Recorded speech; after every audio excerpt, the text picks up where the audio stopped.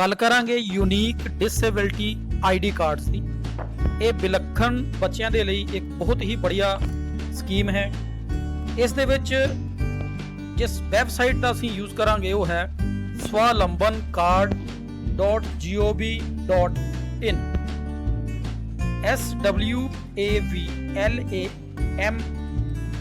swavlanCard card.gov.in। ਸੋ ਇਸ website ਤੇ ਅਸੀਂ ਜਾਵਾਂਗੇ, ਉਸ ਦੀ ਸਕਰੀਨ ਹੋਮ ਪੇਜ ਜਿਹੜਾ ਹੈ ਉਹ ਤੁਹਾਡੇ ਸਾਹਮਣੇ ਨਜ਼ਰ ਆ ਰਿਹਾ ਹੈ। ਮੇਨ ਆਪਸ਼ਨ ਅਲੱਗ-ਅਲੱਗ ਤਰ੍ਹਾਂ ਦੇ ਜੋ ਹੈ ਉਹ ਸਾਰੇ ਦੇ ਸਾਰੇ ਤੁਹਾਡੀ ਸਕਰੀਨ ਦੇ ਉੱਪਰ ਅਵੇਲੇਬਲ ਨੇ। ਅਸੀਂ ਇਹਨੂੰ ਬੜੇ ਸਰਲ ਸੁਖਾਵੇਂ ਢੰਗ ਨਾਲ ਦੇਖ ਲਾਂਗੇ। ਕਾਰਡ ਬੈਨੀਫਿਟਸ ਦੇ ਉੱਪਰ ਮੈਂ ਕਲਿੱਕ ਕਰਤਾ ਹੈ, ਤੁਹਾਡੇ ਸਕਰੀਨ ਦੇ ਉੱਪਰ ਕਾਰਡ ਬੈਨੀਫਿਟਸ ਸਾਰੇ ਦੇ ਸਾਰੇ ਜਿਹੜੇ ਉਹ ਡਿਸਪਲੇ ਦੇ ਉੱਪਰ ਦਿਖਾ ਰਹੇ ਹੈ। ਇਸ ਬੈਨੀਫਿਟਸ ਨੂੰ ਪੜ੍ਹ ਕੇ ਅਸੀਂ ਸਮਝ ਸਕਨੇ ਹਾਂ ਇਸ ਕਾਰਡਸ ਦੇ ਬਾਰੇ ਜ਼ਿਆਦਾ ਹੋਰ ਵਧੀਆ ਤਰੀਕੇ ਤੇ। ਜਿਵੇਂ ਕਹਿ ਰਿਹਾ ਕਿ single document for identification verification of the disabled for availing various benefits in future. ਤੋਂ ਇਸ ਦੇ ਇਲਾਵਾ ਵੀ ਕੁਝ ਹੋਰ ਗੱਲਾਂ ਇਹਦੇ ਵਿੱਚ ਲਿਖੀਆਂ ਨੇ। ਸੋ ਇਹਨਾਂ ਨੂੰ ਅਸੀਂ ਜੇ ਪੜ੍ਹ ਲਈਏ ਸਕਰੀਨ ਨੂੰ ਪਾਊਜ਼ ਕਰਕੇ, ਸੋ ਜ਼ਿਆਦਾ ਗਹਿਰਾਈ ਦੇ ਨਾਲ ਇਸ ਕਾਰਡ ਬਾਰੇ ਅਸੀਂ ਜਾਣ ਸਕਦੇ ਹਾਂ। ਸੋ ਵਿਲੱਖਣ ਬੱਚਿਆਂ ਦੇ ਲਈ ਆਹ ਕਾਰਡ ਇੱਕ ਬਹੁਤ ਹੀ ਵੱਡਾ ਯੋਗਦਾਨ ਅਦਾ ਕਰਨਗੇ। ਵੱਖ-ਵੱਖ ਸਟੇਟਾਂ ਦੇ ਲਈ ਇਹ ਕਾਰਡ ਦਿੱਤੇ ਨੇ। ਸੋ ਇਹਨਾਂ ਨੂੰ ਫਾਰਮ ਨੂੰ ਦੇ ਉੱਤੇ ਰਜਿਸਟਰਡ ਹੋਣਾ ਕੋਈ ਇੰਨਾ ਕੋਈ ਔਖਾ ਕੰਮ ਨਹੀਂ ਹੈ। ਬੜੇ ਆਰਾਮ ਦੇ ਨਾਲ ਅਸੀਂ ਇਹਦੇ ਉੱਪਰ ਬੱਚਿਆਂ ਦੀ ਰਜਿਸਟ੍ਰੇਸ਼ਨ ਥਰੂ ਮੋਬਾਈਲ ਵੀ ਕਰਵਾ ਸਕਦੇ ਹਾਂ। ਸੋ ਰਜਿਸਟ੍ਰੇਸ਼ਨ ਦੀ ਜਿਸ ਲਈ ਅਸੀਂ ਗੱਲ ਕਰਾਂਗੇ ਤੇ ਸਾਡੇ ਕੋਲ ਦੋ ਤਰੀਕੇ ਨੇ। ਜਿਵੇਂ ਕਿ ਸਭ ਤੋਂ ਉੱਪਰ ਤੁਸੀਂ ਆਪਣੀ ਸਕਰੀਨ ਦੇ ਉੱਪਰ ਦੇਖ ਰਹੇ ਹੋ ਕਿ ਰਜਿਸਟਰ ਸ਼ਬਦ ਹੈ, ਦੂਸਰਾ ਹੈ ਅਪਲਾਈ। ਸੋ ਦੋਨੋਂ ਤਰ੍ਹਾਂ ਦੇ ਨਾਲ ਹੀ ਅਸੀਂ ਕਰਕੇ ਦੇਖ ਲੈਣਾ। ਪਹਿਲੋਂ ਮੈਂ ਤੁਹਾਨੂੰ ਡਾਇਰੈਕਟ ਰਜਿਸਟ੍ਰੇਸ਼ਨ ਦੇ ਉੱਪਰ ਰਜਿਸਟਰ ਦੇ ਉੱਪਰ ਕਲਿੱਕ ਕਰਕੇ ਦੱਸ ਦੇਣਾ। ਸਟਾਰਟਿੰਗ ਦੇ ਉੱਪਰ ਸਾਡੇ ਕੋਲ ਰਜਿਸਟਰ ਆ ਰਿਹਾ ਹੈ ਤੇ ਉਹਦੇ ਨਾਲ ਜਿਸ ਤਰ੍ਹਾਂ ਹੀ ਅਸੀਂ ਕਲਿੱਕ ਕਰਾਂਗੇ ਸਾਡੇ ਕੋਲ ਫਾਰਮ ਜਿਹੜਾ ਹੈ ਅਸੀਂ ਭਰਨਾ ਹੈ ਉਹ ਸਾਡੇ ਸਾਹਮਣੇ ਡਿਸਪਲੇ ਹੋ ਜਾਏਗਾ। ਦੂਸਰਾ ਆਪਸ਼ਨ ਹੈ apply for disability certificate and you did. So ਇਹਦੇ ਉੱਪਰ ਮੈਂ ਹੁਣ ਇਸ ਵਾਰ ਕਲਿੱਕ ਕੀਤਾ, ਤੁਸੀਂ ਦੇਖੋਗੇ ਕਿ ਸੇਮ ਫਾਰਮ ਸਾਡੇ ਕੋਲ ਦੁਬਾਰਾ ਉਸੇ ਤਰ੍ਹਾਂ ਹੀ ਡਿਸਪਲੇ ਹੋ ਰਿਹਾ, ਜਿਹਦੇ ਵਿੱਚ personal detail, disability detail, employment detail, identity detail ਉਹ ਸਾਰੀ ਸਾਡੇ ਸਾਹਮਣੇ ਡਿਸਪਲੇ ਕਰ ਰਿਹਾ। ਸੋ ਦੋਨਾਂ ਵਿੱਚੋਂ ਕੋਈ ਵੀ ਆਪਸ਼ਨ ਅਸੀਂ ਚੁਣ ਸਕਨੇ ਹਾਂ, ਡਾਇਰੈਕਟ ਰਜਿਸਟਰ ਵਾਲਾ ਜਾਂ ਫਸਟ ਆਪਸ਼ਨ ਅਪਲਾਈ ਫਾਰਮ ਦੇ ਲਈ। ਸੋ ਸਭ ਤੋਂ ਪਹਿਲਾਂ ਜੋ ਅਸੀਂ ਭਰਨੀ ਹੈ ਉਹ ਸਾਡੇ ਕੋਲ ਆ ਜਾਏਗੀ ਪਰਸਨਲ ਡਿਟੇਲ। ਸੋ ਇਸ ਵਿੱਚ ਬੱਚੇ ਦੀ ਪਰਸਨਲ ਡਿਟੇਲ ਜੋ ਹੈ ਭਰੀ ਜਾਏਗੀ। ਸਭ ਤੋਂ ਪਹਿਲਾਂ ਅਸੀਂ ਲੈਂਗੁਏਜ ਇਹਦੀ ਚੇਂਜ ਕਰ ਲੈਂਦੇ ਹਾਂ, ਤਾਂ ਹਿੰਦੀ ਦੀ ਥਾਂ ਤੇ ਅਸੀਂ ਪੰਜਾਬੀ ਜਿਹੜੀ ਹੈ ਉਹ ਰੀਜਨਲ ਲੈਂਗੁਏਜ ਆਪਸ਼ਨ ਤੇ ਕਲਿੱਕ ਕਰਕੇ ਅਸੀਂ ਕਰ ਲਈਏ। ਹੁਣ ਸਾਡਾ ਫਾਰਮ ਜਿਹੜਾ ਹੈ ਉਹ ਇੰਗਲਿਸ਼ ਤੇ ਪੰਜਾਬੀ ਦੇ ਵਿੱਚ ਸਾਡੇ ਕੋਲ ਅਵੇਲੇਬਲ ਹੋ ਜਾਏਗਾ। ਪਹਿਲੋਂ ਕਿਸੇ ਹੋਰ ਭਾਸ਼ਾ ਵਿੱਚੋਂ ਨਜ਼ਰ ਆ ਰਿਹਾ ਸੀ। ਸੋ ਇੱਕ ਇੱਕ ਕਰਕੇ ਆਪਸ਼ਨ ਅਸੀਂ ਬੜੇ ਈਜ਼ੀ ਆਪਸ਼ਨ ਇੱਕ ਇੱਕ ਕਰਕੇ ਅਸੀਂ ਦੇਖ ਲਾਂਗੇ, ਉਹਨਾਂ ਨੂੰ ਅਸੀਂ ਫਿਲ ਕਰਨਾ ਸਮਝ ਜਾਏंगे। ਸੋ ਐਪਲੀਕੈਂਟ ਫਸਟ ਨੇਮ ਆ ਗਿਆ, ਮਿਡਲ ਨੇਮ ਆ ਗਿਆ, ਐਪਲੀਕੈਂਟ ਸਰਨੇਮ ਇਫ ਅਵੇਲੇਬਲ, ਬਿਨੇਕਾਰ ਦਾ ਪਹਿਲਾ ਨਾਮ ਪੰਜਾਬੀ ਦੇ ਵਿੱਚ ਭਰਿਆ ਜਾਏਗਾ, ਮੱਧ ਨਾਮ, ਬਿਨੇਕਾਰ ਦਾ ਆਖਰੀ ਨਾਮ, ਐਪਲੀਕੈਂਟ ਫਾਦਰਸ ਨੇਮ, ਮਦਰਸ ਨੇਮ। ਇਸੇ ਤਰ੍ਹਾਂ ਹੀ ਡੇਟ ਆਫ ਬਰਥ ਆ ਰਹੀ ਹੈ, ਬਿਨੇਕਾਰ ਦੇ ਪਿਤਾ ਦਾ ਨਾਮ, ਮਾਤਾ ਦਾ ਨਾਮ, ਏਜ ਆਟੋਮੈਟਿਕਲੀ ਉਹ ਜਨਰੇਟ ਕਰੇਗਾ ਔਰ ਇਸੇ ਤਰ੍ਹਾਂ ਹੀ ਜੈਂਡਰ ਆ ਜਾਏਗਾ। ਉੱਤੇ ਕਲਿੱਕ ਕਰਕੇ ਅਸੀਂ ਦੇਖ ਲੈਂਦੇ ਹਾਂ ਕਿਆ ਡਿਸਪਲੇ 'ਚ ਉਹ ਦਿਖਾਉਂਦਾ ਹੈ।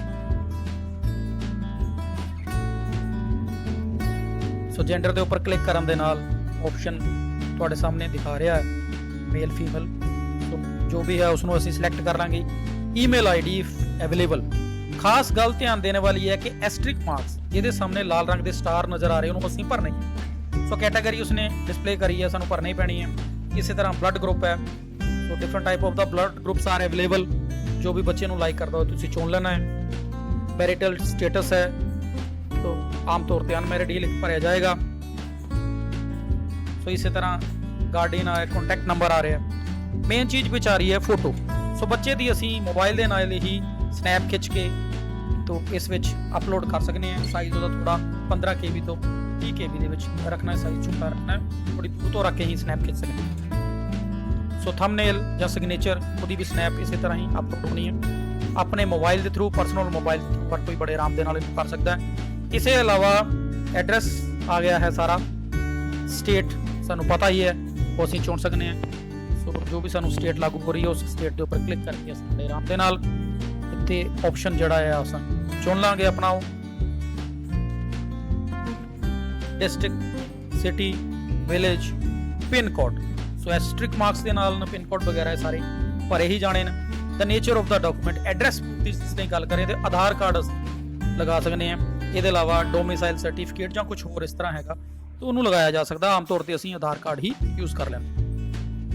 ਸੋ ਜੇ ਪਰਮਾਨੈਂਟ ਤੇ ਕੋਰਸਪੋਂਡੈਂਸ ਐਡਰੈਸ ਤੁਹਾਡਾ ਸੇਮ ਸੀਗਾ ਤਾਂ ਸੇਮ ਐਜ਼ ਅਬਵ ਤੇ ਕਲਿੱਕ ਕਰੋਗੇ ਤਾਂ ਸਾਰੇ ਦਾ ਸਾਰਾ ਇਹ ਆਟੋਮੈਟਿਕਲੀ ਫਿਲ ਹੋ ਜਾਏਗਾ।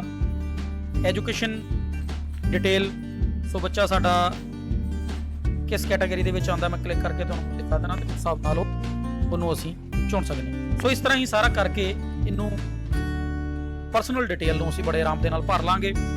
ਸੈਕਿੰਡ ਸਾਡੇ ਕੋਲ ਆ ਰਿਹਾ ਹੈ ਡਿਸੇਬਿਲਟੀ ਡਿਟੇਲ। ਸੋ ਪਰਸਨਲ ਡਿਟੇਲ ਜਦ ਪੂਰੀ ਭਰੀ ਜਾਏਗੀ ਫਿਰ ਹੀ ਡਿਸੇਬਿਲਟੀ ਡਿਟੇਲ ਤੁਸੀਂ ਭਰ ਸਕਦੇ ਹਾਂ। ਇੰਪਲੋਇਮੈਂਟ ਡਿਟੇਲ ਸਾਨੂੰ ਭਰਨ ਦੀ ਲੋੜ ਨਹੀਂ ਹੈ। ਔਰ ਬਾਅਦ ਚ ਆਈਡੈਂਟੀਟੀ ਡਿਟੇਲ, ਇਹਦੇ ਵਿੱਚ ਅਸੀਂ ਆਧਾਰ ਕਾਰਡ ਦੀ ਡਿਟੇਲ ਭਰਾਂਗੇ। ਸੋ ਡਿਸੇਬਿਲਟੀ ਡਿਟੇਲ ਸਾਰੀਆਂ ਚੀਜ਼ਾਂ ਬਾਰੇ ਸਮਝਣ ਦੇ ਲਈ ਮੈਂ ਇੱਕ ਹਾਰਡ ਕਾਪੀ ਤੁਹਾਨੂੰ ਡਾਊਨਲੋਡ ਕਰਕੇ ਦਿਖਾ ਦੇਣਾ। ਸੋ ਬੜੇ ਆਰਾਮ ਦੇ ਨਾਲ ਅਸੀਂ ਸਾਰੇ ਜੀ ਉਸ ਨੂੰ ਡਾਊਨਲੋਡ ਕਰ ਲੈਂਦੇ ਹਾਂ ਤਾਂ ਈਜ਼ੀਲੀ ਅਸੀਂ ਸਮਝ ਸਕਦੇ ਹਾਂ ਕਿ ਅਸੀਂ ਆਨਲਾਈਨ ਕਿਆ ਚੀਜ਼ਾਂ ਭਰਨੀਆਂ। ਸੋ ਆਓ ਉਸ ਹਾਰਡ ਕਾਪੀ ਨੂੰ ਡਾਊਨਲੋਡ ਕਰੀਏ। ਸੋ ਇਹ ਮੈਂ ਹਾਰਡ ਕਾਪੀ ਤੁਹਾਡੇ ਸਾਹਮਣੇ ਡਾਊਨਲੋਡ ਕਰ ਲਈ ਹੈ। ਹਾਰਡ ਕਾਪੀ ਦਾ ਮਤਲਬ ਹੈ ਕਿ ਸਾਰਾ ਜੋ ਅਸੀਂ ਫਾਰਮ ਭਰਨ ਜਾ ਰਹੇ ਹਾਂ ਆਨਲਾਈਨ ਉਹ ਕਿਆ ਚੀਜ਼ ਹੈ। ਸੋ ਜਿਸ ਤਰ੍ਹਾਂ ਹੀ ਪਰਸਨਲ ਡਿਟੇਲ ਆਨਲਾਈਨ ਦੇਖ ਰਹੇ ਸੀਗੇ ਇਸੇ ਤਰ੍ਹਾਂ ਹੀ ਹਾਰਡ ਕਾਪੀ ਤੁਹਾਡੇ ਸਾਹਮਣੇ ਆ ਗਈ ਹੈ। ਇਹਦੇ ਵਿੱਚ ਪੂਰੇ ਦਾ ਪੂਰਾ ਉਹੀ ਸਾਰਾ ਕੁਝ ਪਰਸਨਲ ਡਿਟੇਲ ਵਾਲਾ ਹੈਗਾ।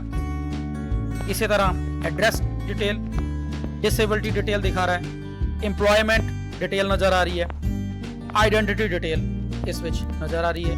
ਜਿਹੜੇ ਜਿਹੜੇ ਇਹਦੇ ਆਪਸ਼ਨ ਉਹ ਸਾਰੇ ਦੇ ਸਾਰੇ ਸਾਨੂੰ ਇਹਦੇ ਵਿੱਚ ਅਵੇਲੇਬਲ ਹੋ ਰਹੇ ਨੇ, ਸਾਰੇ ਸਾਨੂੰ ਨਜ਼ਰ ਆ ਰਹੇ ਨੇ। ਸੋ ਬੜੇ ਆਰਾਮ ਦੇ ਨਾਲ ਇੱਕ ਇੱਕ ਕਰਕੇ ਸੇ ਇਹਨਾਂ ਸਾਰੇ ਆਪਸ਼ਨਸ ਨੂੰ ਫਿਲ ਕਰ ਸਕਦੇ ਹਾਂ, ਭਰ ਸਕਦੇ ਹਾਂ। ਸੋ ਪਰਸਨਲ ਡਿਟੇਲ ਆਲਰੇਡੀ ਅਸੀਂ ਸਮਝ ਚੁੱਕੇ ਹਾਂ, ਦੇਖ ਚੁੱਕੇ ਹਾਂ।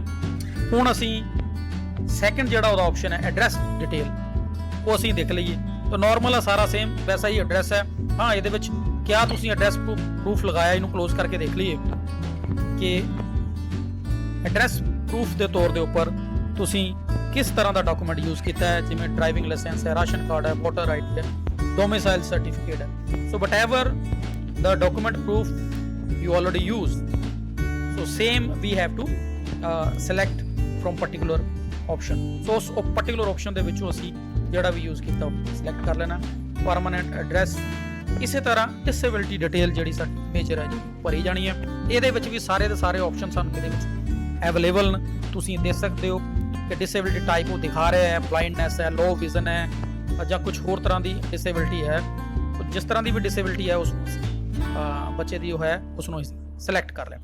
ਇਸ ਤੋਂ ਜਿਹੜਾ ਨੈਕਸਟ ਕਾਲਮ ਹੈ, ਜਿਸ ਤਰ੍ਹਾਂ ਤੁਸੀਂ ਦੇਖ ਰਹੇ ਹੋ ਕਿ ਸਾਰੀ ਤਰ੍ਹਾਂ ਦੀ ਡਿਸੇਬਿਲਿਟੀ ਦਿਖਾ ਰਿਹਾ, ਜੋ ਵੀ ਲਾਗੂ ਹੁੰਦੀ ਹੈ ਉਸ ਨੂੰ ਅਸੀਂ ਸਿਲੈਕਟ ਕਰਾਂਗੇ। ਸੋ ਨੈਕਸਟ ਕਾਲਮ ਦੇ ਵਿੱਚ ਉਹ ਕਹਿ ਰਿਹਾ ਹੈ ਕਿ ਡਿਸੇਬਿਲਿਟੀ ਬਾਈ ਬਰਥ, ਕਿ ਜਨਮ ਤੋਂ ਹੀ ਡਿਸੇਬਿਲਿਟੀ ਹੈ, ਤੇ ਤੁਸੀਂ ਯੈਸ ਕਰੋਗੇ।